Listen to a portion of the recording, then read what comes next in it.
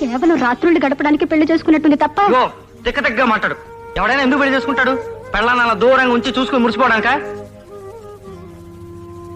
పొరపాటున అన్నాను బాబు. ఇదిగో చూడండి, చెంపలేసుకుంటున్నాను.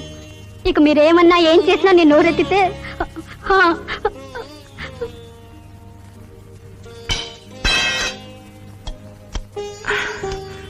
మావగారు అలా ఉన్నారేమిటి?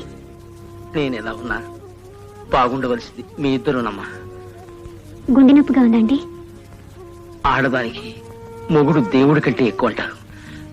భర్తను సుఖపెట్టలేని భార్య ఎన్ని నోవులు వచ్చినా ఎన్ని పూజలు చేసినా వృధా అవుతుందమ్మా. మావగారు ఇప్పుడు అవన్నీ ఇందాక మీ ఇద్దరి మధ్య స్పర్ధ రేఖటం చూశానమ్మా. మా కథ మీలోనూ ప్రారంభమైందని భయం వేసింది. ఆ రోజుల్లో నేను తప్పు చేశాను. పంకజం బాధపడింది, బాధ పెట్టింది.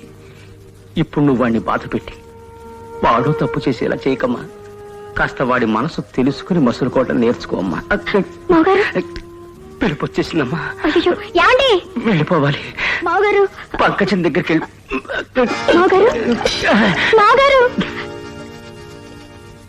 హలో, ఇక్కడికే వచ్చారా? నీకోసమే వచ్చేసేనే కింకిణీటి మట్టిమా. అంటే ఏమిటి అడక్కు, తెయ్యాల భాషకు అర్థాలు ఉండవు. ఇంతవరకు మనశ్శాంతిగా బతికాను. చచ్చాక బతకడం ఏమిటే, కుంభకర్ణుడికి నారికి బదులంటే మొహం నువ్వు. Download ShareChat.